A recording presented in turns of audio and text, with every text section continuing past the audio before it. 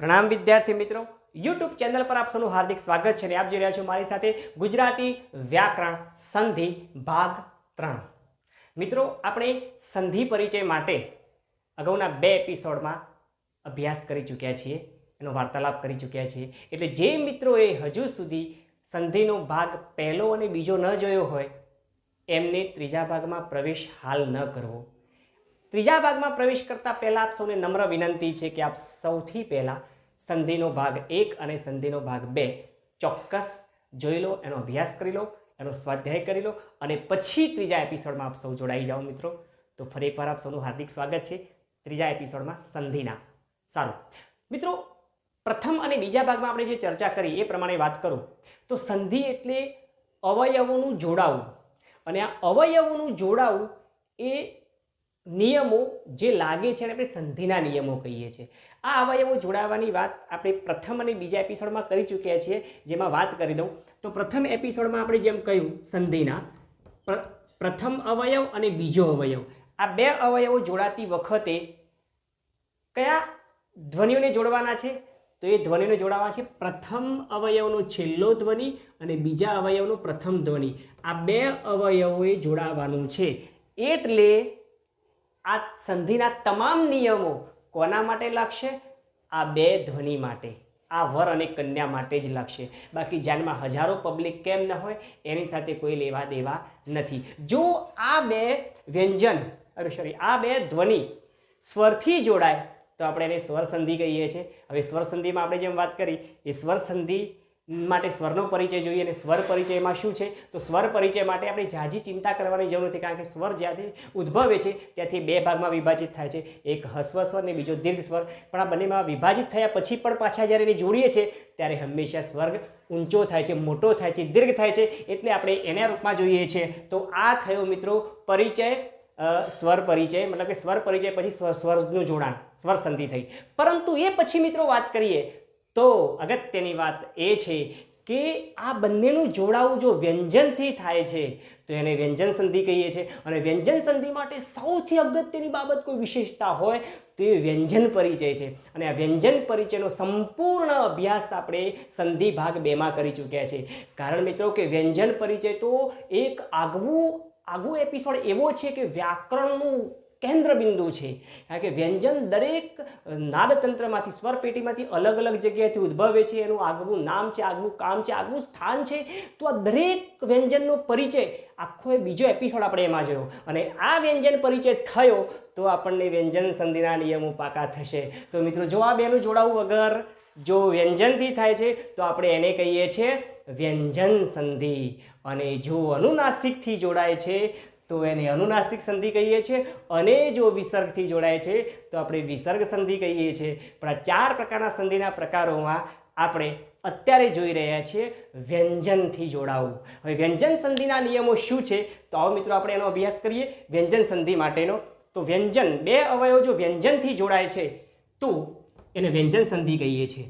હવે આ વ્યંજન સંધિ માટે મિત્રો શું નિયમ લાગશે તો વ્યંજન સંધિના કેટલાક નિયમોનો ખાસ આપણે અભ્યાસ કરી લઈએ।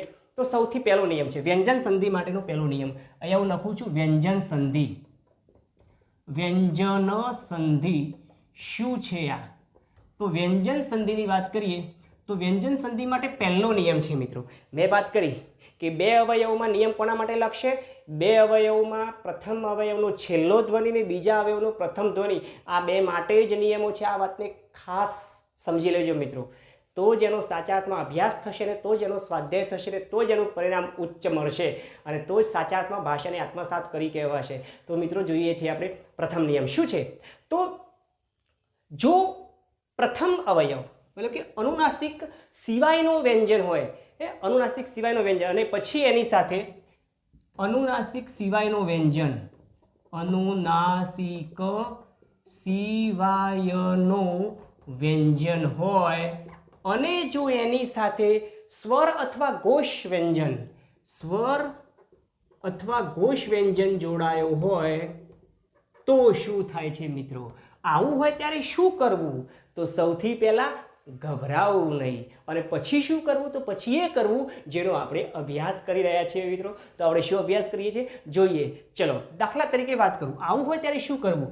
તો પહેલો અનુનાસિક સિવાયનું વ્યંજન આવતું હોય ને પછી સ્વર અથવા ઘોષ વ્યંજન આવતું હોય તો મિત્રો સૌથી પહેલાં શું કરવું, તો તેના વર્ગનો ત્રીજો વ્યંજન આની જગ્યાએ આ નિયમ છે આપણે તેના વર્ગનો ત્રીજો વ્યંજન મૂકવો અને પછી જે છે એ સ્થિતિમાં સ્વર હોય તો સ્વર, ઘોષ વ્યંજન હોય તો ઘોષ વ્યંજન મૂકી દેવો.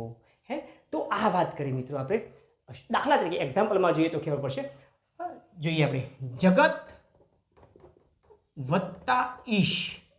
હવે જગત વત્તા ઈશ આપણે ડાયરેક્ટ કરી દઈએ છીએ જગદીશ, પણ એ કેવી રીતે થયું સમજી લઈએ. હા, સંધિના નિયમો જેવી રીતે જોડવાના લાગે છે એવી રીતે સંધિ છોડવાના નિયમો લાગે છે. એટલે જેવો પ્રવેશ છે એવો બહારની એન્ટ્રી પણ છે. એટલે એન્ટ્રી અને બહારનું એક્ઝિટ આ બંને એક જ પ્રકારનું થશે. એટલે જોવાનો અભ્યાસ કરવાનું ચૂકતા નહીં મિત્રો. જોઈએ આપણે તો જગત વત્તા ઈશ, તો આપણે શું કર્યું, અનુનાસિક સિવાયનું વ્યંજન છે આ ત. નિયમ આપણે કઈ કોના માટે લાગે છે, છેલ્લો ધ્વનિ પહેલો ધ્વનિ.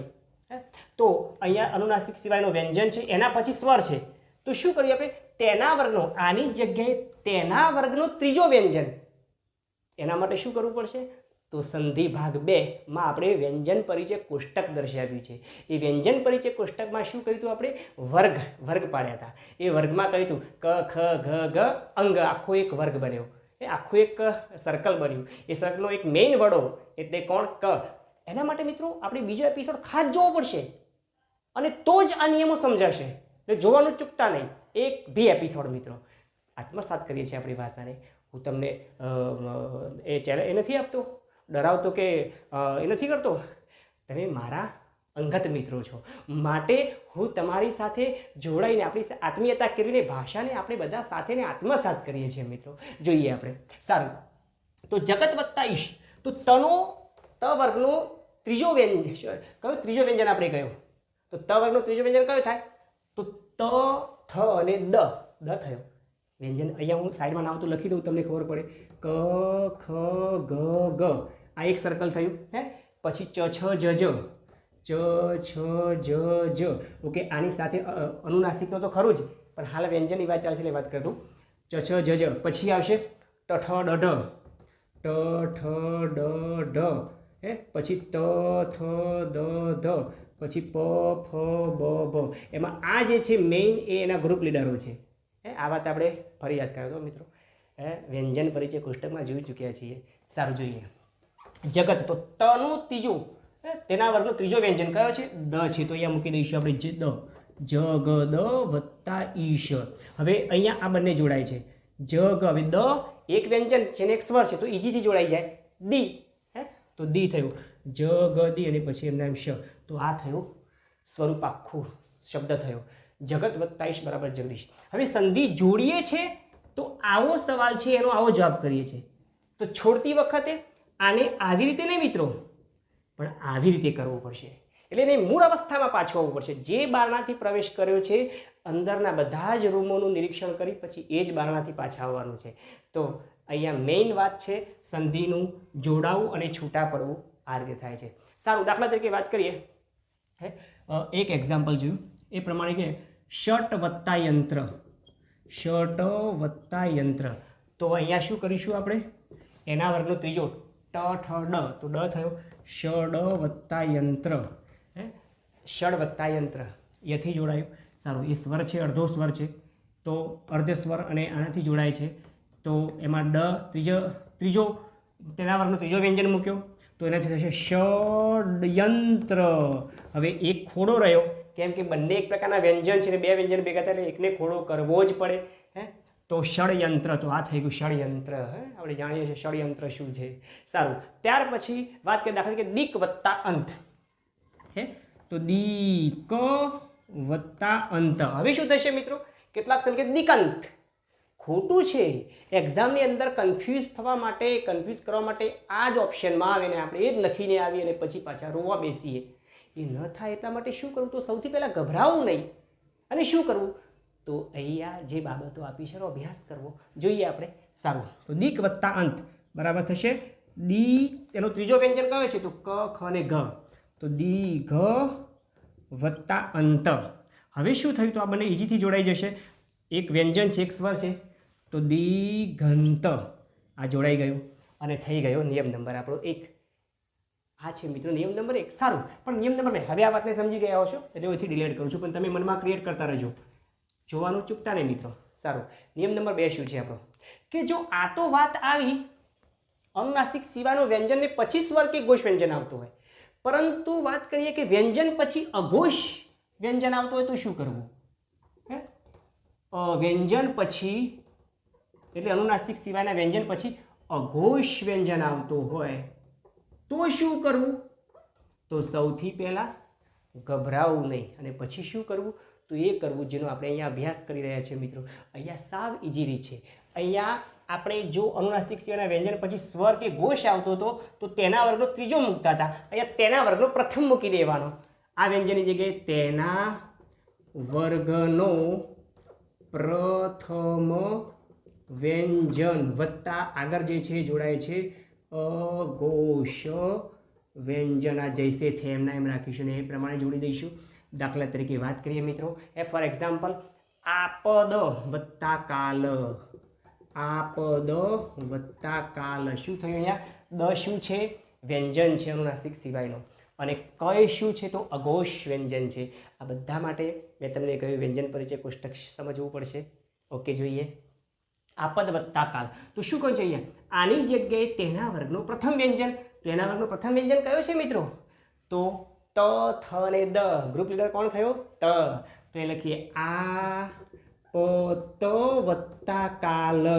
હવે આ બંને જોડાશે એટલે શું થશે? તો આ પ એકને બે વ્યંજન છે, એકને ખોડો કરવો પડશે. ખોડો કયો કરવો પડે? તો સૌથી પહેલાં હોય તો આપતકાલ. આપતકાલ એટલે મુશ્કેલીનો સમય.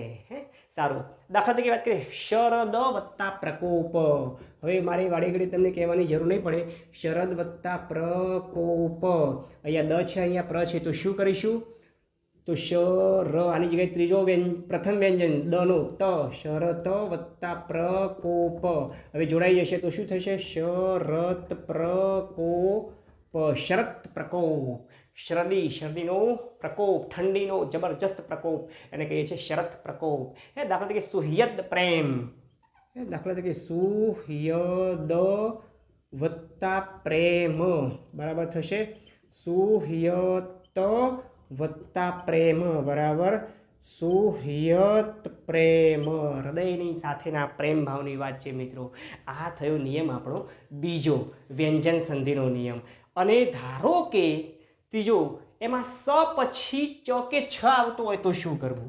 તો સૌથી પહેલાં ગભરાવું નહીં અને પછી શું કરવું? તો પછી એ કરવું જેનો આપણે અભ્યાસ કરી રહ્યા છીએ મિત્રો. જી હા, આપણે જોઈએ છીએ વ્યંજન સંધિનો ત્રીજો નિયમ. વ્યંજન સંધિનો ત્રીજો નિયમ શું કહે છે? તો એ છે જો પ્રથમ અવયવનો છેલ્લો ધ્વનિ સ આવતો હોય, સ, અને પછી ચ કે છથી શરૂઆત થતો ધ્વનિ અવયવ હોય તો એના માટે આપણે સૌથી પહેલાં શું કરવાનું છે? તો નિયમ નંબર 3ને આપણે લખી લઈએ અને સમજી લઈએ. નિયમ નંબર 3, તો ત્રીજા નંબરના નિયમની વાત કરીએ તો એ છે સ પછી ચ કે છ. અહીંયા લખું છું સ પછી ચ હોય કે છ, બંનેમાંથી કોઈ પણ હોય મિત્રો. તો આવું આવે ત્યારે શું કરવું? તો સૌથી પહેલાં ગભરાવું નહીં અને શું કરવું? તો નિયમ 3નો અભ્યાસ કરી લઈએ. તો આ સની જગ્યાએ આપણે કરી દેવાનો છે શરણાઈનો શ. બાકીની વસ્તુ ટુ સેમ જૈસે થે એમના એમ મૂકી દઈશું.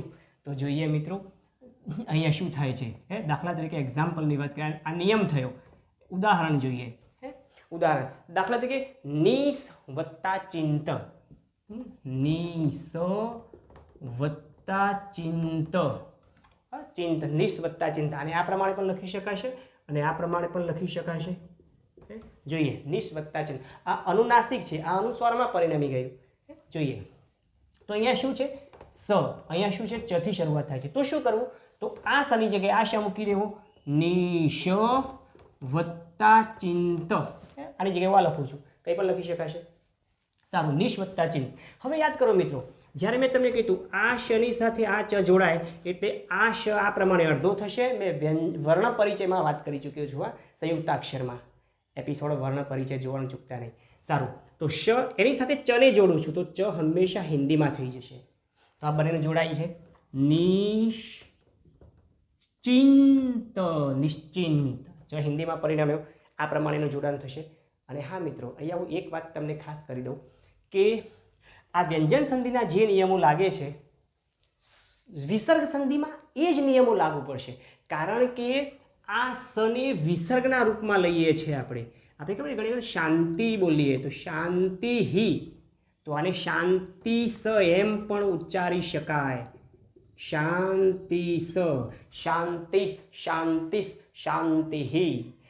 તો આ સનો ઉચ્ચાર સંસ્કૃતના ગ્રામર પ્રમાણે, વ્યાકરણ પ્રમાણે આપણે એનો વિસર્ગમાં પરિણમિત કરીએ છીએ અથવા વિસર્ગને સમાં પરિણમિત કરીએ છીએ. એટલે જે વ્યાકરણના નિયમમાં આ વિસર્ગનો મતલબ કે વિસર્ગનો જે નિયમ લાગે છે એ વ્યંજનમાં અને વ્યંજનનો જે નિયમ છે વિસર્ગમાં પણ લાગશે. એટલે આ જ વાત હું તમને હમણાં તાજી કરાવું છું, એટલે આપણે એના માટે વધારે ચિંતા કરવાની જરૂર રહેશે નહીં. સારું, તો નિશ્ચિંત શબ્દ થયો.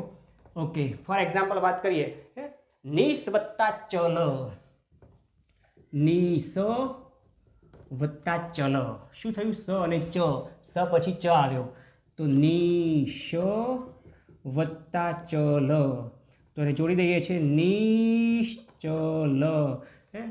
શની સાથે ચ હિન્દીમાં જોડાઈ ગયો અને થઈ ગયો નિશ્ચલ. સારું, ચની તો વાત કરી પણ છની વાત કરી લઈએ. નિસ વત્તા છંદ, નિશ્ચલ એટલે ચલિત ન થાય તેવું, નિશ્ચિંત એટલે ચિંતા વગરનું. તો નિસ વત્તા છંદ બરાબર નિશ્છંદ, મતલબ કે છંદ વગરનું. આપણા બે પ્રકારના કાવ્યો લખાય, એક છાંદસ કાવ્યો અને બીજા અછાંદસ, જેને નિશ્છંદ કહી શકાય, છંદ વગરનું નિશ્છંદ. તો આ થઈ વાત આપણે નિયમ નંબર 3ની. પણ નિયમ નંબર 4 શું કહે છે? ધારો કે મિત્રો આની જગ્યાએ આવું હોય, આવું યાની કે હસ્વઈ હોય કે દીર્ઘઈ, અને સંકેતના રૂપમાં લખીએ તો ઈ કે ઉ, હસ્વઈ એટલે આમ, સોરી આની વાત કરું છું, ઈ કે ઉની વાત કરું છું. ઈ કે ઉ હોય, ઉ એમાં ઈ કે ઉ, આ સંકેતની ભાષામાં વાત કરું તો હસ્વઈ હસ્વઉ, એના પછી જો એના પછી તરત જ સ આવતો હોય અને પછી ક પ ટ ફ માંથી કંઈ પણ આવતો હોય, ક પ ટ ફ માંથી કોઈ પણ વ્યંજન આવતું હોય તો શું કરવું? તો સૌથી પહેલાં ગભરાવું નહીં અને પછી શું કરવું? તો પછી એ કરવું જેનો આપણે અભ્યાસ કરી રહ્યા છીએ મિત્રો. તો જોઈએ આપણે અહીંયા આપણે શું નિયમ લાગે છે. અહીંયા આમાં શું થશે? તો અહીંયા આ સની જગ્યાએ આ સ્વરૂપ દેખાય એટલે આ સની જગ્યાએ મૂકી દઈશું આપણે આ ષષ્ઠકોણનો શ આખા સ્વરૂપની જગ્યાએ. બાકીનું જે છે ક હોય તો ક, પ હોય તો પ, ટ હોય તો ટ અને ફ હોય તો ફ. દાખલા તરીકે આપણે જોઈએ છીએ મિત્રો, નિસ વત્તા કામ, નિસ વત્તા કામ. તો અહીંયા શું થયું? તો જોઈએ, સ આવ્યો. હવે સ છે, સની પૂર્વે હસ્વઈ છે, હસ્વઈ એટલે આ હોય એને સંકેતના રૂપમાં કહી શકાય ને.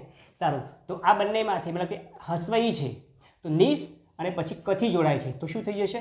આ સની જગ્યાએ આ શ થઈ જશે તો નિશ વત્તા કામ. તો કેવી રીતે જોડાઈ ગયું? હવે બંને જોઈન્ટ થઈ ગયા, નિષ્કામ.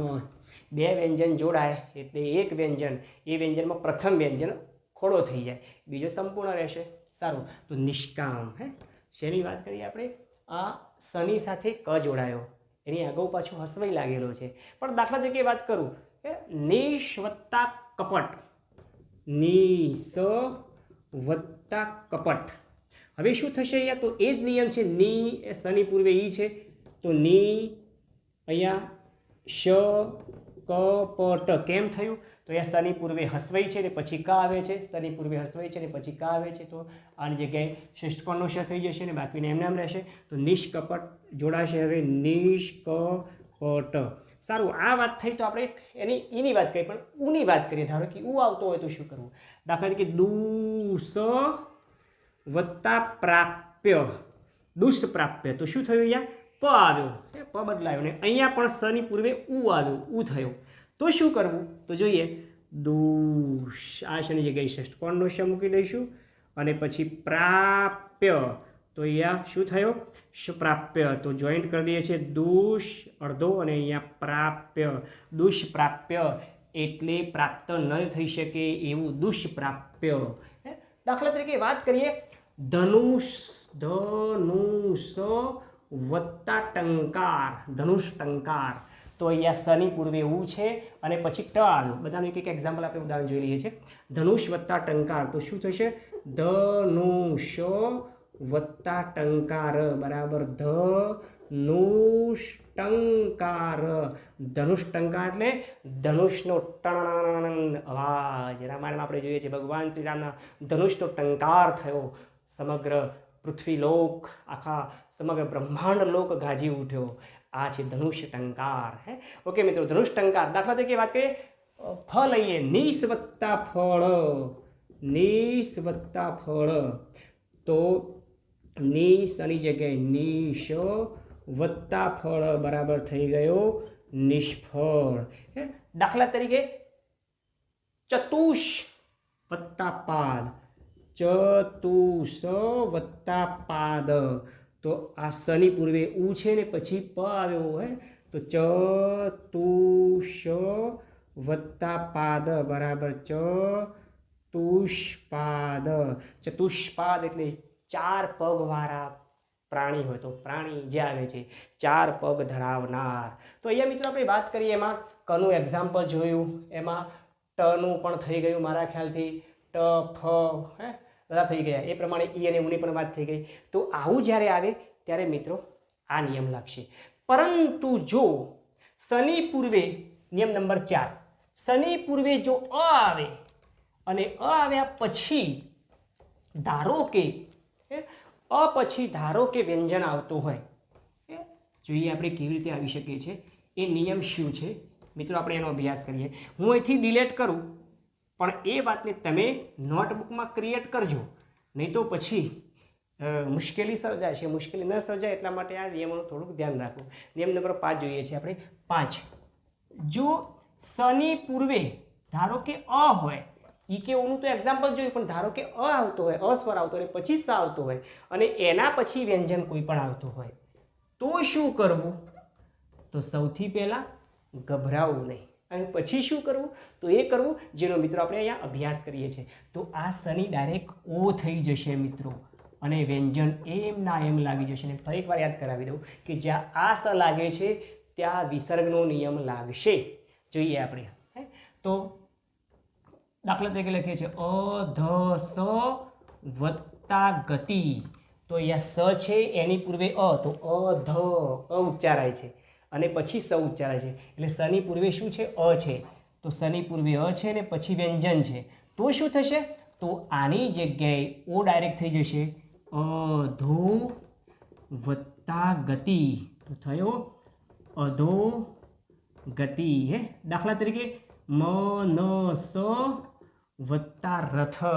તો શું થશે? સની જગ્યાએ ડાયરેક્ટ ઓ, મનો વત્તા રથ બરાબર મનોરથ.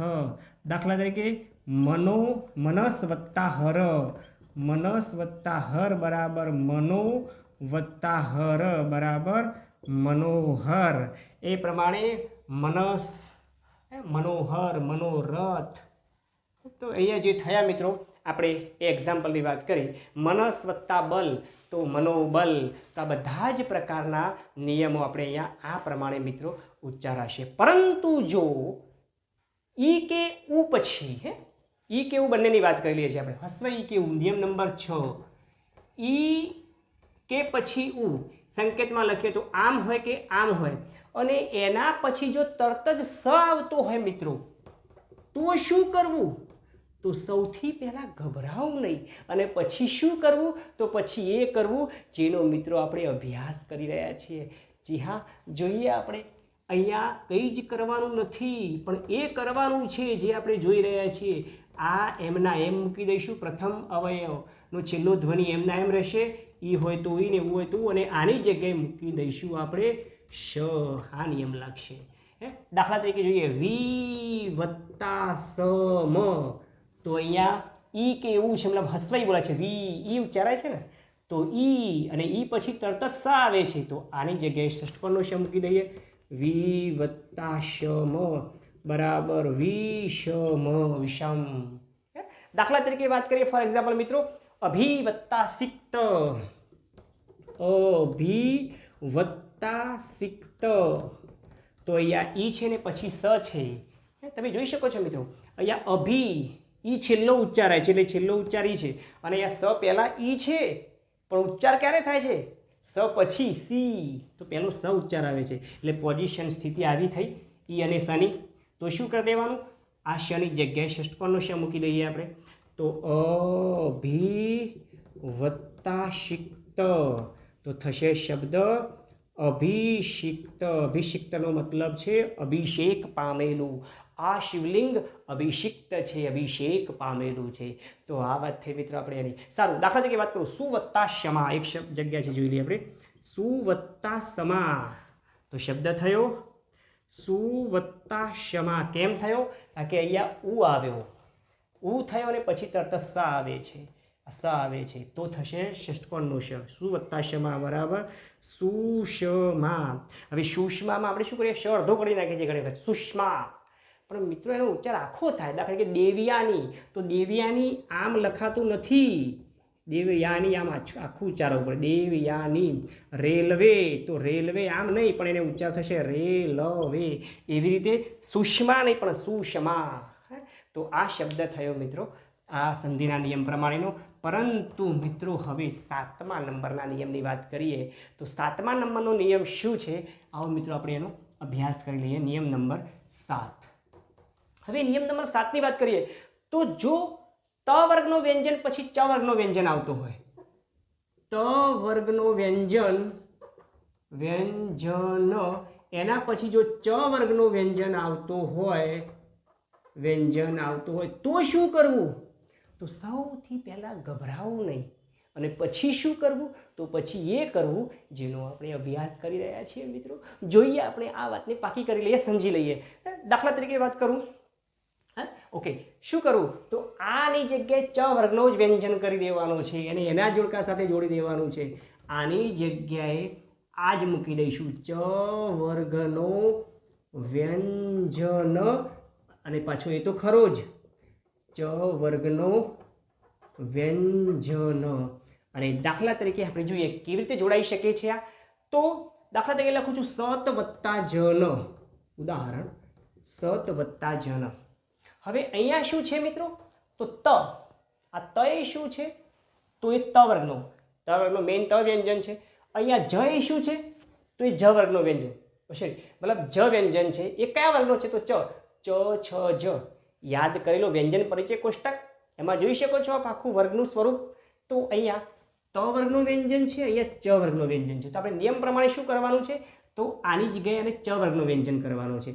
તો આ ચ વર્ગનું વ્યંજન જો કરવો હોય તો સૌથી પહેલાં શું કરવું પડે મિત્રો? તો આ જ એ ચ વર્ગનો કયો વ્યંજન છે? તો ત્રીજા નંબરનું, ચ, છ અને જ, ત્રીજો ક્રમ થયો. વર્ગના કોષ્ટક પ્રમાણે યાદ કરી લેજો બરાબર, વ્યંજન પરિચય કોષ્ટક પ્રમાણે. શું થયું? ચનું ત્રીજો વ્યંજન છે, ચ, છ અને જ, હા ત્રીજો છે. અહીંયા કયો છે? તો ત વર્ગનો પહેલો છે. હવે પહેલાના ત્રીજાના મેર ખાય, એનો મેર લાવવો હોય તો શું કરવું પડે? વર અને કન્યાનું જોડકું બંધ બેસતું કરવું પડે મિત્રો. બંધ બેસતું કરવા માટે શું કરવું પડે? દાખલા તરીકે સમૂહ લગ્નોત્સવ ચાલતો હોય તો સમૂહ લગ્નોત્સવમાં શું કરવું પડે? જો સમૂહ લગ્નોત્સવની બધી અલગ અલગ પ્રકારની ચોરીઓ ગોઠવાયેલી હોય તો અલગ અલગ પ્રકારની ચોરીઓ ગોઠવતી વખતે આપણે બધામાં ધારો કે બે બે બે બે બે અથવા તો ત્રણ ત્રણના ગ્રુપ ગોઠવ્યા હોય, અથવા તો પછી ધારો કે ત્રણ ત્રણના ધારો કે ગ્રુપ ગોઠવ્યા હોય, અને છેલ્લું એક જ ગ્રુપ આવતું હોય, તો શું કરીએ આપણે સગવડ માટે? કે કામ કરો ભાઈ, આમાં થોડી ચોરી નાની છે, બીજી મોટી છે એટલે સેટ થાય છે, પણ નાની છે એટલે આ ત્રણ સમાતા નથી અને અહીંયા એક જ છે, તો આ એક ગ્રુપ અહીંયા લાવી દઈએ. પણ એમાં જો વરરાજાની ખુરશી લાવીએ ને તો સાથે સાથે કન્યાની પણ ખુરશી લાવવી પડે, તો પછી વરમાળા કોણ પહેરાવી? એટલે મિત્રો આ જે ખુરશી આપણે સેટ કરીએ છીએ એની સામે એ જ પરિવારને, એ જ દાંપત્ય જીવન માટે એ જ વ્યક્તિને જેને પસંદ કર્યું છે એને સેટ કરવું પડે, ને તો પછી લોકો અપસેટ થઈ જાય. એ ન થાય એટલા માટે આપણે મિત્રો એનું જ લેવલનું પાત્ર પસંદ કરીએ છીએ. સારું, તો આ ત્રીજા વર્ગનું છે તો આનું લેવલનું પાત્ર ત્રીજા નંબરનું કયું થાય? તો ત, થ અને દ. તો અહીંયા થશે સ, દ વત્તા જન. અને હવે બે સરખા પાત્રો થઈ ગયા. સરખા પાત્રો થઈ ગયા એટલે હવે વર અને કન્યાનું જોડકું બંધ બેસે છે. તો હવે નિયમ લગાવીએ. કયો નિયમ લગાવવાનો છે?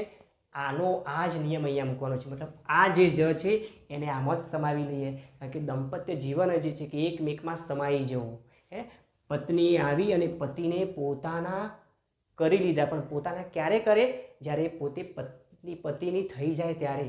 તો આ પતિની થઈ જાય પત્ની, અને પત્ની થઈ ગયા પછી એ પોતાના સ્વરૂપને એક અર્ધનારેશ્વરનું સ્વરૂપ આખું પછી રચાય છે મિત્રો.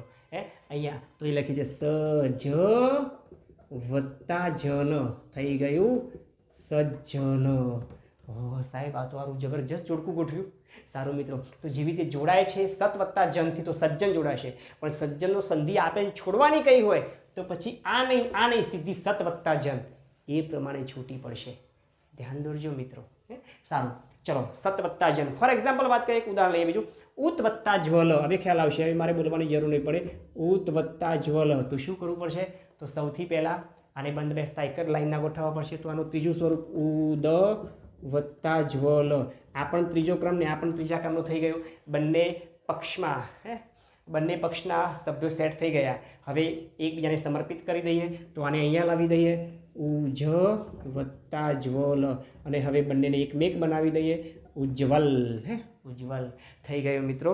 આ જોડકું, આ બંધ બેસતું, આ વિવાહ પાકો થઈ ગયો, આ બ્રહ્મ વાક્ય થઈ ગયું. હવે ચિંતા કરવાની જરૂર નથી, કારણ કે આપણે બ્રહ્મદેવતાનું કામ કરી રહ્યા છીએ મિત્રો. સારું, પણ ધારો કે એમાં વ્યંજન પછી ધારો કે શ આવતો હોય, એવું પણ બની શકે છે. વ્યંજન પછી શ આવે, શરણાઈનો શ, અને આવું આવે ત્યારે શું કરવું? તો મિત્રો સૌથી પહેલી વાત છે, આવું આવે ત્યારે સૌથી પહેલાં ગભરાવું નહીં. અને પછી શું કરવું? તો પછી એ કરવું જેનો આપણે અભ્યાસ કરી રહ્યા છીએ મિત્રો. આવું જોઈએ, અહીંયા શું અભ્યાસ કરીએ છીએ. નિયમ નંબર આગળ જે આવી રહ્યો છે 8મો ક્રમ શું કહે છે? વ્યંજન પછી શ આવતો હોય. નિયમ નંબર 8, વ્યંજન પછી શ આવે છે તો શું કરવું? તો મિત્રો વ્યંજન પછી શની જગ્યાએ છ કરી દેવું. આ વ્યંજન એના પછી આ શની જગ્યાએ છ કરી દેવો, અને જો એ છ થઈ ગયો તો આપણું બંધબેસતું જોડકું થઈ ગયું. આ નિયમ લગાવવાનો છે. ધારો કે દાખલા તરીકે ઉદાહરણ લે છે ઉદ વત્તા શ્વાસ, તો ઉદ વત્તા શ્વાસ આવું આપણે સવાલ આપેલો છે. આવા બે અવયવને જોડવાના છે. હવે છે શું? અહીંયા વ્યંજન છે દ, અહીંયા શ છે, તો એને જોડવા માટે શું કરતા? વ્યંજન તો એમના એમ રહેશે, પણ પાછળ છ કરવાનો છે. તો એને પહેલાં શ્વાસની જગ્યાએ છવાસ આવું ગોઠવવું પડે. એનો મતલબ નિયમ પ્રમાણે આવો થયો ને, છવાસ કરવું પડે. સારું, હવે છવાસ કરવાની વાત આવી તો અહીંયા જે છે બે કંપનીનું કોલેબોરેશન કરે છે મિત્રો. કંપનીની ભાષામાં સમજીએ, ધ્યાન દોરજો બરાબર આ બાજુ. શું કહે છે? ચલો અહીંયા છવાસ કરવું છે તો અહીંયા જે આ વ્યક્તિ, આ કંપનીનો મેનેજર આ કંપની સાથે કોલેબોરેશન કરવા જાય છે ત્યારે સૌથી પહેલાં શું કરશે? તો આ દ એ શું છે? એનો વર્કર છે. તો એનો મેનેજર કોણ છે? ત થ ને દ. એનો ગ્રુપ લીડર કોણ છે? ત. તો જેની વાત કોણ કરવાની? વર્કરને કે મેનેજરને? તો મેનેજરને પકડીએ, તો અહીંયા લખી દે ઉત વત્તા છવાસ. સારું, હવે બંને વાર્તાલાપ કર્યો, એટલે એ જે કંપનીમાંથી આવ્યો હતો એ કંપનીના વર્કરે અથવા મેનેજરે એ પહેલા કંપનીના મેનેજર સાથે વાર્તાલાપ કર્યો. હવે આપણે બંનેને કોલેબોરેશન કરવું છે તો શું કરીએ? ઓકે, ચોક્કસથી કરીએ, પણ સાહેબ મારો એક પ્રસ્તાવ છે. અમારી કંપની ખૂબ આગળ પડતી છે, એટલે તમારી સાથે જોડાવા માટે અમારો મેનેજર તમારી કંપનીમાં બેસાડવો પડશે. તો આ કંપનીનો મેનેજર ચ છ અને જ ચ છ, આ કંપનીનો મેનેજર કોણ છે? ચ. તો ચ એ આ છને મોકલ્યો છે, એટલે કહે છે કે અમારો મેનેજર ત્યાં બેસાડીશું તો મેળ પડશે. તો અહીંયા શું કરીએ? એનો મેનેજર બેસાડી દઈએ ઉચ છવાસ. હવે પોતાનો મેનેજર આવી ગયો બીજી કંપનીમાં, એટલે હવે બંને કંપનીઓને કોલેબોરેશન કરી અને બજારમાં ધૂમ મચાવવાની મજા આવશે. બે કંપનીઓ માટે આનો જ મેનેજર અહીંયા બેસી ગયો. હવે જોડી દઈએ છીએ ઉચ્છવાસ થઈ ગયો મિત્રો. આ બે કંપનીનું કોલેબોરેશન, બે કંપનીની સંધિ થઈ ગઈ. નિશ્ચિંત થઈ જાઓ. આ વાત કરી છે આપણે. સારું, તો ઉચ્છવાસ, ઉચ્છવાસ એટલે શ્વાસને બહાર કાઢવાની ક્રિયા. સારું, એ આવી રીતે બને છે. દાખલા તરીકે બીજું એક્ઝામ્પલ લઈએ. ચિદ વત્તા શક્તિ. ચિદ વત્તા શક્તિ. હવે ચિદ વત્તા શક્તિ શું છે? તો ચિદ એની જગ્યાએ શક્તિમાં કરવાનું છે આપણે છક્તિ. તો આ છક્તિને કરવા માટે શું કરવું પડશે? એના મેનેજર સાથે વાર્તાલાપ કરીએ તો એનો મેનેજર કોણ છે? ચિત્ત વત્તા શક્તિ. ચિત્તની સાથે મીટિંગ કરીએ. સારું, મીટિંગ કર્યા પછી શું કહે છે? આની પોતાનો પ્રસ્તાવ મૂકે છે કે અમારી કંપનીના મેનેજરને અહીંયા બેસાડો. તો ચી ચ વત્તા છક્તિ. આ કંપનીનો મેનેજર કોણ છે? ચ છ ને જ. તો ચ એનો મેઇન ગ્રુપ લીડર છે. યાર મિત્રો, તમારે વ્યંજન પરિચય કોષ્ટકનો અભ્યાસ કરવો જ પડશે. એ ફાવશે તો જ આ સમજ પડશે, બાકી નહીં.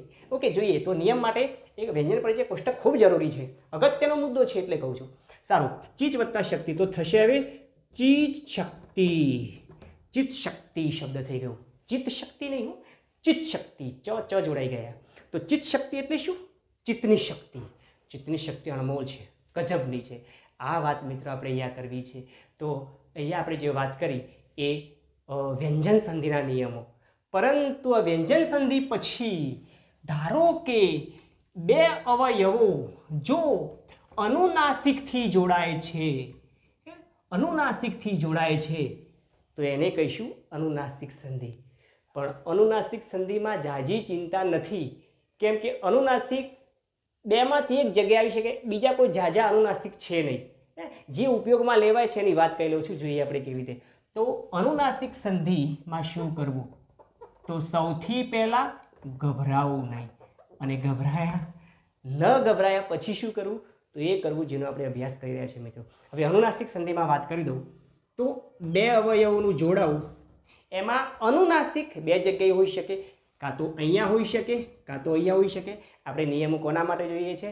પ્રથમ અવયવના છેલ્લા ધ્વનિ અને બીજા અવયવના પ્રથમ ધ્વનિ માટે. જો આ બેમાંથી એક જગ્યાએ અનુનાસિક આવતો હોય, હવે ધારો કે વ્યંજન પહેલો આવતો હોય ને અનુનાસિક પછી, યાની કે અનુનાસિક અહીંયા આવતો હોય, અહીંયા અનુનાસિક છે, તો શું કરવું મિત્રો? તો સૌથી પહેલાં ગભરાવું નહીં, અને પછી વ્યંજનની જગ્યાએ એના વર્ગનો અનુનાસિક મૂકી દેવો જોઈએ. દાખલા તરીકે નિયમની ક્રમવાઇઝ જોઈએ છે આપણે. વ્યંજન પછી અનુનાસિક આવે છે, વ્યંજન પછી અનુનાસિક આવે તો નિયમ મુજબ શું કરવું? દાખલા તરીકે વાત કરતો, ફોર એક્ઝામ્પલ વાક વત્તા મય. વાક વત્તા મય બંનેમાં અનુનાસિક ક્યાં છે? તો અહીંયા છે, આ જગ્યા ઉપર અનુનાસિક છે. તો શું કરવાનું? તો આની જગ્યાએ સમજો બરાબર મિત્રો, આ જે વ્યંજન છે એની જગ્યાએ એના વર્ગનો અનુનાસિક મૂકી દેવાનો. એના વર્ગનો અનુનાસિક એ લખી દઉં છું. તેના વર્ગનો અનુનાસિક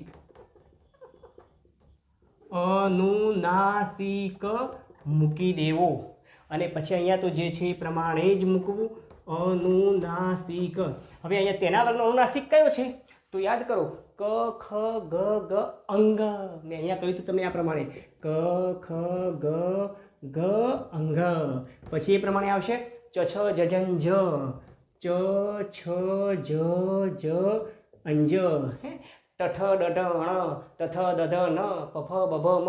આ બધા જે પાછળના ભાગમાં વ્યંજન પરિચય કોષ્ટકને યાદ કરી લો મિત્રો. એમાં આખું અનુનાસિકનું આપણે ગ્રુપ, દરેક ગ્રુપ સાથે જોડેલું છે. એના દરેક વર્ગની સાથે એક એક અનુનાસિક આપેલું છે. તો અહીંયા કનો અનુનાસિક કયો છે? તો અંગ. તો શું કરી દેવાનું? આની જગ્યાએ અનુનાસિક મૂકી દઈએ, વાંગ મય. થઈ ગયો, સંધિનો શબ્દ થઈ ગયો. તો વેરી સિમ્પલ, વેરી ઇઝી જવાબ છે મિત્રો. આ નિયમ એકદમ ઇઝી છે. શું? તો અહીંયા તેના વર્ગનો અનુનાસિક મૂકી દેવાનો છે આની જગ્યાએ, અને અનુનાસિક એમ દાખલા તરીકે લઈએ વાક વત્તા મય. અહીંયા અનુનાસિક આવ્યો તો એના વર્ગનો અનુનાસિક છે વાંગ વત્તા મય. તો થઈ ગયું વાંગમય, વાણીમય થઈ જવું, વાંગમય. દાખલા તરીકે ડીક વત્તા મૂઢ. એક શબ્દ લઈએ બીજો, ડીક વત્તા મૂઢ. શું થયું? અહીંયા અનુનાસિક થયો, અહીંયા વ્યંજન છે, તો એના વર્ગનો અનુનાસિક કયો છે? દીઘ વત્તા મૂઢ. તો થઈ ગયો દિગ્મૂઢ. દિગ્મૂઢ એકદમ આશ્ચર્યચકિત જબરજસ્ત રીતે. દાખલા તરીકે સત વત્તા મતી. જોઈએ અહીંયા સત વત્તા મતી. તો અહીંયા મ છે તો એની જગ્યાએ ત્રીજા એનો અનુનાસિક ત થ દ ધ ન, તો નનો અનુનાસિક આવ્યો. તો એના વર્ગનો અનુનાસિક કયો છે? તનો ન વત્તા મતી, બરાબર શું થશે? સન વત્તા મતી. તો સન્મતિ, એને અનુસ્વારમાં પણ ફેરવી શકાય અને આમ પણ લખી શકાય સંમતિ. આના પછીના નિયમમાં છે, જોઈએ આપણે. સારું, દાખલા કે સત વત્તા નારી, સત વત્તા નારી, તો એ અનુનાસિક છે. આનો અનુનાસિક કયો થશે? એના વર્ગનો, તો સ ત થ દ ધ ન. સન વત્તા નારી બરાબર થયો, બે ન ભેગા થાય એટલે સન્નારી. બે અનુનાસિક જોડાયા, વ્યંજન સ્વરૂપે જોડાયા છે. અનુનાસિકની સાથે પર્સનલ કોઈ સ્વર નથી એટલે એની સાથે જોડાઈ ગયું. બંને એકને ખોડો કરવો પડશે મિત્રો. સારું, સત વત્તા નારી. દાખલા તરીકે જગત વત્તા નાથ, જગત વત્તા નાથ, તો ન અનુનાસિક થયો, તો એના વર્ગનો ત્રીજો જગન વત્તા નાથ બરાબર જગ ડબલ જોડાયા જગન્નાથ, ભગવાન જગન્નાથ. તો એ શબ્દ એ તે થયો. દાખલા તરીકે ચિત વત્તા મય, નથી ને, ચિત વત્તા મય, તો મ અહીંયા તનો અનુનાસિક કયો છે? તો ચી ત થ દ ધ ન, ચિન વત્તા મય બરાબર ચિન્મય, ચિત્તમય થઈ જવું, એને કહેવાય ચિન્મય. તો આ વાત કરી મિત્રો આપણે સતમતી, સંમતિ વગેરે. તો આમાં શું આપણે નિયમમાં જોયું કે જો આ પ્રમાણે આવે તો, આ પ્રમાણે એટલે કે અનુનાસિક બીજા ભાગમાં, બીજા અવયવમાં આવે છે તો શું કરવું? તો આ પ્રમાણે કરવું. અને જો અનુનાસિક પ્રથમ અવયવમાં આવે તો શું કરવું? તો સૌથી પહેલાં ગભરાવું નહીં અને જે અનુનાસિક છે એને અનુસ્વારમાં ફેરવી દેવું. એકદમ ઇઝી નિયમ છે મિત્રો. દાખલા તરીકે જોઈએ, નિયમ વાઇઝ જોઈએ આપણે અને સમજવાનો પ્રયત્ન કરીએ. તો એનો નિયમ શું છે અનુનાસિક માટેનો?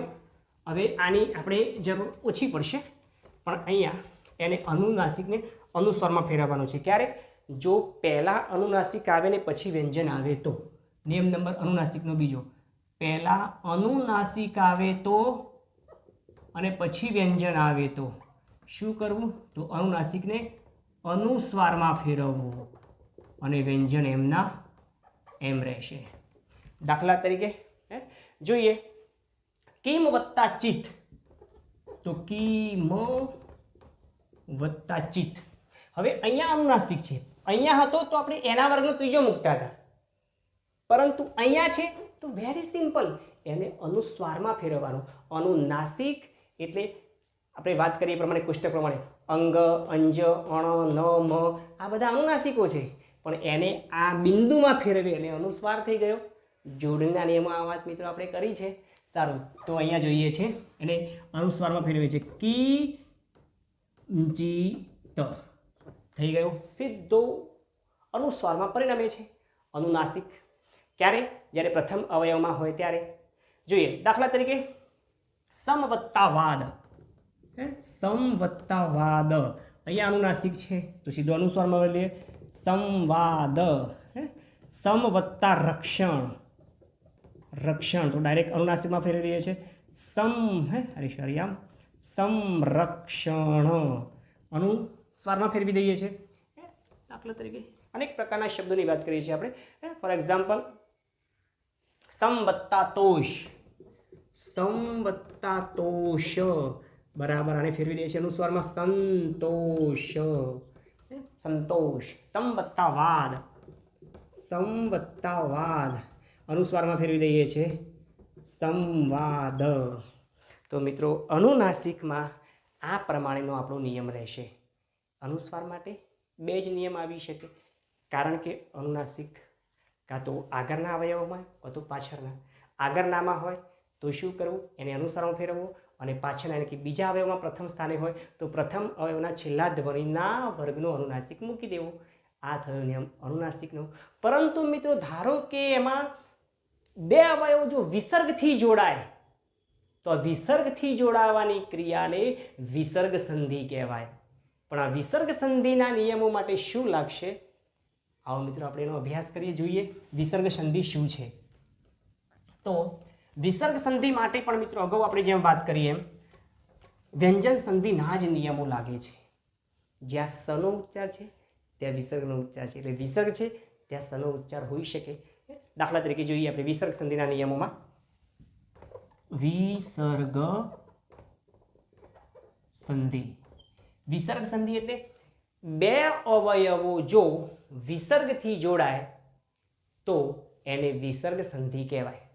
હવે વિસર્ગ સંધિમાં મોટે ભાગે વિસર્ગ પ્રથમ અવયવમાં જ હોય એટલે આ અવયવમાં વળી વિસર્ગ સંધિ એ સની સાથે જોડાયેલો છે એટલે કે વિસર્ગ એ સનું ઉચ્ચારણ કરે છે સંસ્કૃત વ્યાકરણના નિયમ મુજબ. એટલે આપણે એમાં સ અને વિસર્ગના નિયમો ટુ સેમ એક જ પ્રકારના લાગશે. કેવા લાગશે? આવો મિત્રો આપણે એનો અભ્યાસ કરીએ. તો જો સૌથી પહેલાં વિસર્ગ સંધિનો પહેલો નિયમ, જો પહેલાં મતલબ વિસર્ગ આવતો હોય અને પછી વ્યંજન આવતું હોય તો શું કરવું? તો સૌથી પહેલાં ગભરાવું નહીં અને પછી એ કરવું જેનો આપણે અભ્યાસ કરી રહ્યા છીએ. જોઈએ મિત્રો આપણે પછી વ્યંજન આવતો હોય તો ની જગ્યાએ ડાયરેક્ટ ઓ કરી અને પછી વ્યંજનને આપણે જોડી દેવાનું છે. આ થયો એનો નિયમ. દાખલા તરીકે વાત કરીએ. દાખલા તરીકે અધહ વત્તા ગતિ. તો અધહ વત્તા ગતિ તો વિસર્ગ પછી વ્યંજન આવ્યો તો શું કરી દેવાનું? આ વિસર્ગની જગ્યાએ સીધો જ ઓ. અધો વત્તા ગતિ બરાબર અધોગતિ. મેં હાલ તમને વ્યંજન સંધિના નિયમોમાં વાત કરી હતી કે આ નિયમ આ પ્રમાણે પણ આવી શકે. અધસ વત્તા ગતિ તો અધસ ગતિનું અધસની જગ્યાએ વિસર્ગ ઓ થઈ જાય છે. એ નિયમ આપણે જોયું પ્રમાણે તો એમાં પણ અધોગતિ થયું. તો આ પ્રમાણેના સવાલને આ જવાબમાં ને આ સવાલ હોય તો આ જવાબ લખી શકાય. પરંતુ સાહેબ અમારે આ બેમાંથી શું લખવું? તો મિત્રો એ બેમાંથી એ લખવું જે ઓપ્શનમાં આપેલું હોય. બંને એક સાથે આપેલા ન હોય, અલગ અલગ વિભાગમાં, અને આપેલા હોય તો બધે એક જ સેક્શનમાં આપેલા હોય એટલે આપણો એ જવાબ રહેશે. પરંતુ થિયરિકલ જવાબ હોય તો પછી બંને લખવા. એથી કરીને આપણા પૂરા સંપૂર્ણ માર્ક્સ આવી શકે. ઓકે, માર્ક્સ આવવાની વાત બાજુમાં રહી પણ આપણે તો મેઇન ભાષા પકડ પાકી થાય છે, અગત્યનું એ છે. જોઈએ છીએ આપણે તો આ બંને પ્રકારના નિયમો મુજબ આપણે એને ફેરફાર રૂપે કરી શકીએ છીએ. ચલો જોઈએ. મનઃ વત્તા રથ તો સીધો જ થઈ ગયો વિસર્ગનો ઓ. મનો વત્તા રથ બરાબર થયો મનોરથ. મનઃ વત્તા બલ બરાબર થયો મનો વત્તા બલ મનોબલ. તો આ પ્રમાણેનો ઉચ્ચાર કરી શકીએ છીએ મિત્રો. મનઃ વત્તા હર તો મનો વત્તા હર બરાબર મનોહર. તો વિસર્ગ સંધિ માટેનો આ પ્રથમ નિયમ છે કે વિસર્ગ પછી વ્યંજન આવે તો વિસર્ગનો ઓ કરી દેવો અને વ્યંજનને પછી તરત જોડી દેવું. પણ ધારો કે મિત્રો એમાં ઈ એટલે ઈહી સ્વર પછી સ્વર કે વ્યંજન આવતો હોય તો શું કરવું? તો અહીંયા જોઈએ આપણે ઈ અને આઈ શું બતાવે છે? હસ્વ. માટેને સંકેતમાં લખવો હોય તો ઈ. એના પછી વિસર્ગ આવતો હોય અને પછી તરત જ સ્વર કે વ્યંજન આવતું હોય, બેમાંથી કોઈ પણ આવતું હોય તો શું કરવું? સૌથી પહેલાં ગભરાવું નહીં. અને ગભરાયા વગર શું કરવું? તો મિત્રો અહીંયા ડાયરેક્ટ વિસર્ગની જગ્યાએ શું મૂકી દેવાનું? ર મૂકી દેવાનું છે અને પછી સ્વર અથવા વ્યંજનને એમના એમ જોડી દેવાનું છે. આ નિયમ થયો. દાખલા તરીકે નિહિ વત્તા આહાર. નિહિ વત્તા આહાર. હવે નિહિ આ વિસર્ગ પહેલાં શું છે? ઈ છે અને પછી સ્વર આવ્યો તો ડાયરેક્ટ શું કરી દેવાનું? ર કરી દેવાનું. નીર વત્તા આહાર. હવે રને આ સાથે જોડીએ એટલે થઈ જશે નિરાહાર. બસ મિત્રો આ જ પ્રમાણે બાકીના બધા શબ્દો જોડાશે. દાખલા તરીકે નિહિ વત્તા ધન, નિહિ વત્તા ધન, ઇહી અને ધ તો નીર વત્તા ધન. તો હવે ધની પૂર્વે વ્યંજન પરિચય યાદ કરી લો. એમાં એક નિયમ આપણે કહ્યો હતો કે જો વ્યંજન પહેલાં ર ઉચ્ચાર હતો, મતલબ આ બંનેને જોડવાના છે એટલે આના પહેલાં ર છે તો પછી રકારમાં પરિણમશે નિર્ધન. એક એક એપિસોડ સાથે મિત્રો જોડાયેલા રહેજો કારણ કે આપણી માતૃભાષાને આત્મસાત કરી રહ્યા છીએ. દાખલા તરીકે નિહિ વત્તા જન તો બરાબર નીર વત્તા જન. આ જ નિયમ પ્રમાણે નિર્જન. તો આ વાત કરીએ આપણે એની. પણ ધારો કે નિયમ નંબર 3ની વાત કરું, હે, અહીંયા ઈ પછી સ્વર કે વ્યંજન આવ્યો તો આપણે વ્યંજન વિસર્ગની જગ્યાએ રકાર મૂક્યો. પરંતુ ધારો કે નિહિ પછી આવતો હોય, એટલે કે નિહિ પછી જ ડાયરેક્ટ આવતો હોય, ઓનલી પર આવતો હોય તો શું કરવું? તો સૌથી પહેલાં ગભરાવું નહીં, અને પછી શું કરવું? તો એ કરવું જેનો આપણે અભ્યાસ કરી રહ્યા છીએ મિત્રો. અહીંયા માત્ર ની દીર્ઘ કરી દેવાનો છે અને જોઈન્ટ કરવાનો છે, વિસર્ગનો લોપ કરવાનો છે, વિસર્ગને અદ્રશ્ય કરી દઈશું. આ નિયમ લાગુ પડશે. સીધો જ દીર્ઘ અને પછી વિસર્ગને અદ્રશ્ય. દાખલા તરીકે નિહિ વત્તા રોગ તો ડાયરેક્ટ થઈ ગયો સીધો જ ની રોગ બરાબર ની રોગ. હવે ડાયરેક્ટ હું જોડી દઉં છું, તમે સમજી ગયા હશો. ફોર એક્ઝામ્પલ વાત કરીએ, નિહિ વત્તા રવ બરાબર ની રવ. શું કર્યું? વિસર્ગને લોપ કરી અને ઈને દીર્ઘ કરી દીધો. આ નિયમ થયો. દાખલા તરીકે વાત કરીએ, નિહિ વત્તા રજ તો ની રજ. આ થયો નિયમ નંબર 3. પણ ધારો કે મિત્રો ઘણી વખતે એવું થઈ શકે કે ઈ કે ઉ પછી ક પ ટ ફ માંથી કંઈ પણ આવી શકે. અને આવું જ્યારે આવે, જે આપણે વ્યંજન સંધિના નિયમોમાં જોયું, સ પછી ક પ ટ ફ અને એના પહેલાં ઈ કે ઉ આવતો હોય એવું જોયું. જો આવું આવે તો આ વિસર્ગની જગ્યાએ વિસર્ગ ધારો કે આવે તો શું કરવું? તો સૌથી પહેલાં ગભરાવું નહીં, અને પછી શું કરવું? તો એ કરવું જેનો આપણે અભ્યાસ કરી રહ્યા છીએ મિત્રો. જી હા, હું જેની વાત કરું છું એ નિયમ નંબર 4 છે. અને ચોથો નિયમ શું કહે છે કે જો ટુ સેમ વ્યંજન સંધિનો આ નિયમ છે મિત્રો. વિસર્ગ મતલબ ઈ કે ઉ, મતલબ આ વાત કરું છું હસ્વઈ કે હસ્વઉ, એને જો એમાં રૂપમાં લખવું હોય તો ઈ કે ઉ એના પછી તરત વિસર્ગ આવતો હોય અને પછી ક પ ટ કે ફ માંથી કંઈ પણ આવતું હોય તો સીધો જ આપણે શું કરી દઈશું? એનો ષષ્ઠકોણનો શ કરી દઈશું અને એને સીધા આની જગ્યાએ ષષ્ઠકોણનો શ અને પછી ક પ ટ ફ ના વ્યંજનને જોડી દઈશું. આ નિયમ થયો. દાખલા તરીકે વાત કરીએ તો નિહિ વત્તા કપટ. હવે યાદ કરી લો, આ જ નિયમ આપણે જોયું હતું, નિસ વત્તા કપટ. તો સમા મેં તમને કહ્યું કે સનો ઉચ્ચાર એ વિસર્ગનો ઉચ્ચાર છે. એ જ નિયમ 2 સેમ આમાં લાગે છે, એટલે હું વધારે એમાં ઊંડો ઉતરતો નથી, તમે સમજી ગયા હશો.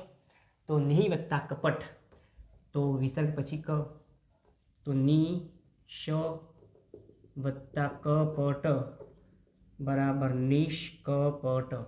એ જ પ્રમાણે નિહિ વત્તા ફળ, કની સાથે જોડીએ, ફની સાથે જોડીએ તો નિશ વત્તા ફળ બરાબર નિષ્ફળ.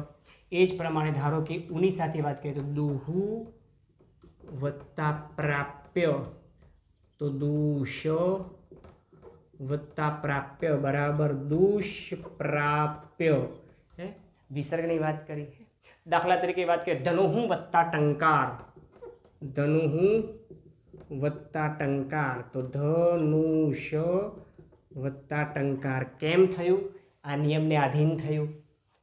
તો ધનુષ ટંકાર આ પ્રમાણે આપણે જોડી દઈએ છીએ. દાખલા તરીકે ચતુહુ વત્તા પાદ તો થશે ચતુષ વત્તા પાદ બરાબર ચતુષ્પાદ. 4 પગવાળા પ્રાણી. આ બધા શબ્દોને આપણે જોડે જોડે ઉલ્લેખ પણ કરતા રહીએ છીએ, કરતા ગયા છે. તો આ પ્રમાણે નિયમ રહેશે મિત્રો. અને જો વિસર્ગ પછી ચ કે છ ધારો કે આવતું હોય, નિયમ નંબર 5મો, વિસર્ગ પછી ચ કે છ માંથી કંઈ પણ આવતું હોય તો શું કરવું? તો સૌથી પહેલા ગભરાવું નહીં અને વિસર્ગની જગ્યાએ શું મૂકી દેવાનું છે? આપણે શ, જે આપણે નિયમ વ્યંજન સંધિમાં જોયું, આની જગ્યાએ શ, ચનો ચ એમ, છનો છ બીજો અવયવ ડાયરેક્ટ જોડાઈ જશે. આ નિયમ થયો. દાખલા તરીકે નિહિ વત્તા ચિંત. હવે વ્યંજન સંધિમાં વાત કરી ચૂક્યા છીએ કે નિસ વત્તા ચિંત, એટલે વિસર્ગની જગ્યાએ આપણે શું ઉપયોગમાં લેતા હતા? સ અને વિસર્ગ 2 સેમ ઉચ્ચાર એક છે. એટલે મતલબ એની રચનાના નિયમો એક છે, એ વાતને ચોક્કસ ધ્યાનમાં લેવી મિત્રો. સારું, તો નિહિ વત્તા ચિંત તો શું થશે?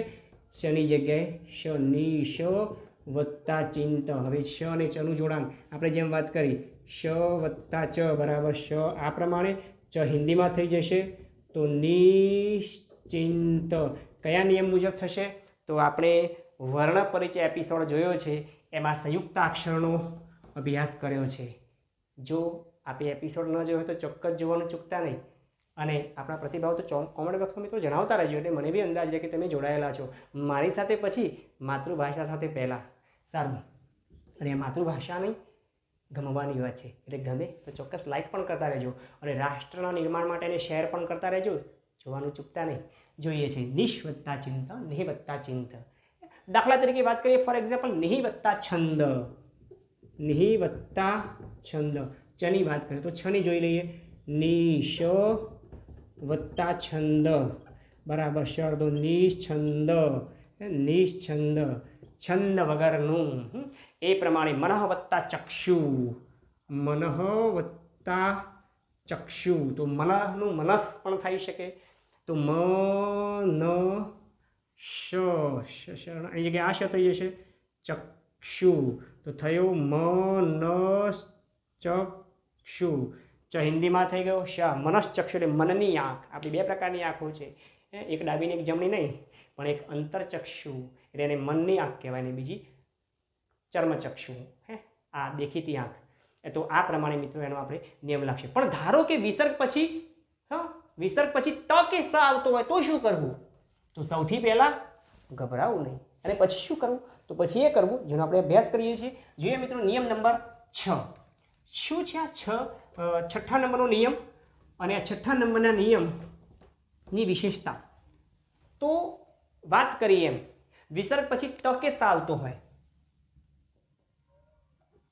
વિસર્ગ પછી ત કે સ બેમાંથી કંઈ પણ આવતું હોય તો શું કરવું? તો વિસર્ગની જગ્યાએ સ મૂકી દેવો, અને બાકીનો વ્યંજન એમના એમ ત અને સ એમના એમ જોડી દેવો. આ નિયમ થયો. દાખલા તરીકે નમઃ વત્તા તે. નમઃ વત્તા તે, તો વિસર્ગની જગ્યાએ સ મૂકી દઈશું. નમ સ વત્તા તે. આપણે કહ્યું કે વિસર્ગનો ઉચ્ચાર સમા લેવાનો છે, તો નમસ વત્તા તે આવું પણ પૂછાઈ શકે, તો એક નિયમ લાગશે. હવે બંને જોડી દઈએ. ન મ સ ને ત સાથે જોડીએ. નમસ્તે, પ્રણામની મુદ્રા આવી મિત્રો, સમર્પણનો ભાવ આવ્યો. નમસ્તે. દાખલા તરીકે વાત કરીએ, ફોર એક્ઝામ્પલ જોઈએ, અંતઃ વત્તા તત્વ. અંતઃ વત્તા તત્વ, તો શું થશે? અંતઃ વત્તા તત્વ બરાબર અંતસ્તત્વ. અંતરનું રહસ્ય, અંતસ્તત્વ. અંતસ્તત્વ. નિહિ વત્તા તેજ. નિહિ વત્તા તેજ, તો નિસ વત્તા તેજ બરાબર નિસ્તેજ. આ વાત થઈ મિત્રો આપણે નિયમ નંબર 6 ની. પણ ધારો કે એવું આવી શકે કે નિહિ કે દુહુ પછી શ કે સ આવતો હોય. નિહિ કે દુહુ પછી સ કે શ બેમાંથી કંઈ પણ આવતું હોય તો શું કરવું? તો સૌથી પહેલાં ગભરાવું નહીં, અને પછી શું કરવું? તો મિત્રો એ કરવું જેનો આપણે અભ્યાસ કરી રહ્યા છીએ. સૌથી ઈઝી નિયમ છે આ, કે આવી પોઝિશન જ્યારે થાય ત્યારે ટુ સેમ રચના એમના એમ રહેશે, યાની કે વિસર્ગ યથાવત રહે છે. આનો નિયમ છે વિસર્ગ યથાવત રહે છે, એમાં કોઈ પ્રકારનો ફેરફાર થઈ શકતો નથી. દાખલા તરીકે નિહિ વત્તા શંક. નિહિ વત્તા શંક તો થશે ડાયરેક્ટ હવે આમ લખું છું તો જવાબ લખું છું નિહિશંક, શંકા વગરનું. નિહિ વત્તા શબ્દ, તો નિહિ શબ્દ ડાયરેક્ટ એમને એમ જોડી દેવાનું છે મિત્રો આપણે સીધું જ. નિહિ વત્તા શસ્ત્ર. નિહિ વત્તા શસ્ત્ર, તો નિહિ નિશસ્ત્ર, શસ્ત્ર વગરનું.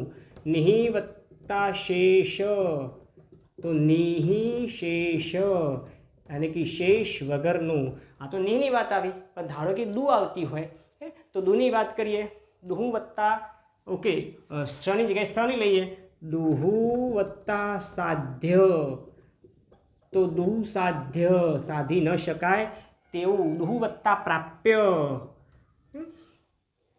દુહુ વત્તા સાહસ દુહુ વત્તા સાહસ દુષ્પ્રાપ્ય તો પેલો નિયમ થશે ઓકે દુહુ વત્તા સાધ્ય તો દુસાધ્ય અરે દુસાહસ દુહુ વત્તા સાહસ બરાબર દુસાહસ દુ આવ્યો અને પછી સાવ આ બંનેમાંથી કોઈ પણ આવે એનું આને આ બંનેમાંથી કોઈ પણ સાથે જોડાવાનું હોય ટૂંકમાં ઇન શોર્ટમાં મિત્રો વિસર્ગ યથાવત રહે છે પોઝિશન એ જ રહેશે આ ચલો દાખલા તરીકે દુહુ વત્તા શાસન દુહુ વત્તા શાસન બરાબર દુશાસન કેટલાક એને શનિ સાથે જોડીએ એક્ઝામ્પલ જોઈએ નિહિ વત્તા શ્વાસ નિહિ વત્તા શ્વાસ શ્વાસ આજે લખીશું આને આપણે એમાં કરો તો કેવી કરીએ છીએ નિહિ આ શનિ આ પ્રમાણે નિહિ શ્વાસ આમ પણ લખી શકાશે જોડીએ પ્રમાણે સારું તો નિહિ શ્વાસ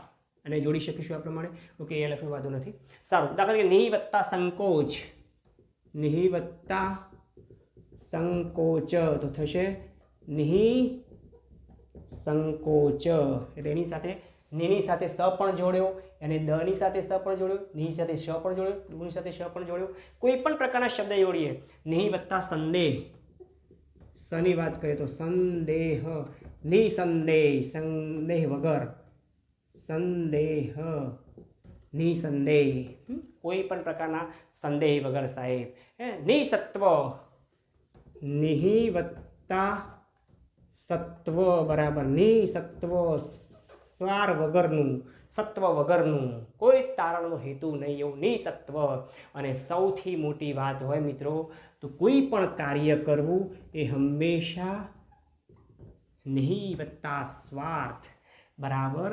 નિસ્વાર્થ ભાવે કરવું તો જ એનાથી પ્રભુ ખુશ છે એ સારી દુનિયા ખુશ છે આ બધી જ વાત મિત્રો ત્યારે ખુશ છે જ્યારે આપણે માતૃભાષાને આત્મસાત કરીએ છીએ તો મિત્રો આ જોયું આપણે વ્યંજન સંધિના અનુનાસિક સંધિના અને વિસર્ગ સંધિના નિયમો મિત્રો હજુ એકવાર ચોક્કસ યાદ કરાવી દઉં કે જે મિત્રોએ સંધિનો પ્રથમ અને બીજો ભાગ ન જોયો હોય એ જોઈ અને પછી ત્રીજા ભાગમાં પ્રવેશ કરવો જેથી કરીને સમજવામાં સરળતા રહેશે અને આ સિવાય હજુ આપણે વાત કરીએ તો વિભક્તિ પ્રત્યય શું છે ભાષામાં વિરામ ચિહ્નોનો પ્રયોગ શું છે અલંકાર શું છે છંદ શું છે આ બધી વ્યાકરણિક બાબતો શું છે એનો અભ્યાસ કરવા માટે જોતા રહો મારી સાથે ગુજરાતી વ્યાકરણ ઇન નેક્સ્ટ એપિસોડ મળ્યા આવતા અંકે ત્યાં સુધી બધા જ મિત્રોને ફરી એકવાર પ્રણામ અને હા મિત્રો આ દરેક મુદ્દાને સારી રીતે સમજવા એનો અભ્યાસ કરવા માટે સૌથી પહેલાં ચેનલને સબસ્ક્રાઈબ કરો માતૃભાષા પ્રત્યેનો પ્રેમ ભાવ હોય તો એને લાઈક કરો અને રાષ્ટ્રના નિર્માણમાં જોડાવા ઈચ્છતા હો તો એને શેર કરો આપના પ્રતિભાવો કોમેન્ટ બોક્સમાં જણાવતા રહો